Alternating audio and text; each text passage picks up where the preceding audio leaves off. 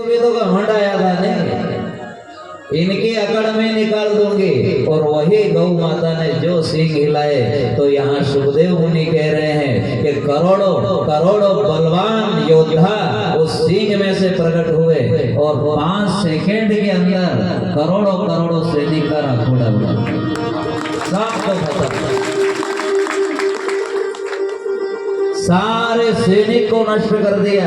फिर भी उनका अहंकार नष्ट नहीं हुआ विश्वामित्र ऋषि का।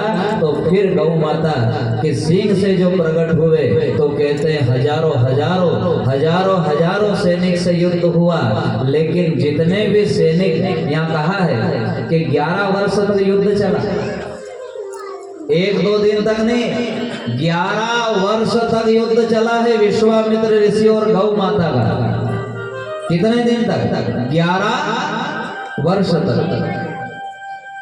पर विश्वामित्र ऋषि ने आखिर में जाके गौ माता के सामने हाथ जोड़ लिए और एक प्रश्न किया कि मेरे समझ में ये नहीं आ रहा कि 11 वर्ष हो गए, मैं जितने को भी मारता हूँ ये सब जीवित हो जाते हैं। गौ माता के सींग से जितने भी योद्धा निकले, विश्वामित्र से उनकी साधना से शस्त्र से उनके टुकड़े टुकड़े कर दे, लेकिन वो फिर जीवित हो जाए, बलवान हो जाए और हजारों हाथी का बल उनमें आ जाए और फिर युद्ध चले।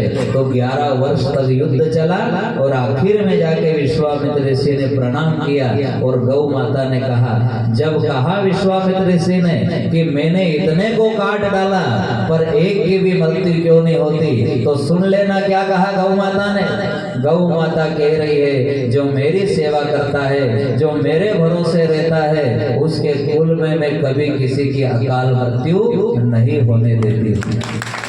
ये गौ माता की वाणी है कि जो मेरी सेवा करता है, जो मुझे मां मानता है, उसके कुल में कभी किसी की अकाल मृत्यु नहीं होगी।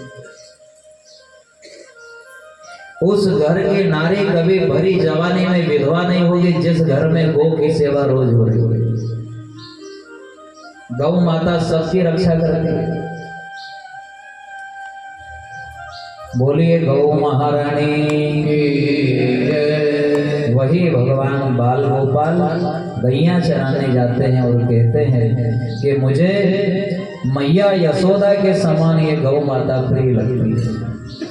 तो एक तो गौ की महिमा सुनी। अब आगे भगवान ने लीला करी है, माखन चोरी की लीला। कौन कौन सी लीला करी भगवान ने? एक तो गौ की सेवा।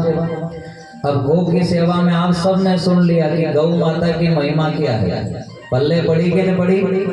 गौ माता की सेवा करना चाहिए, क्योंकि गौ माता कौन है? गौ माता हमारी माँ है। बोलिए गौ महारानी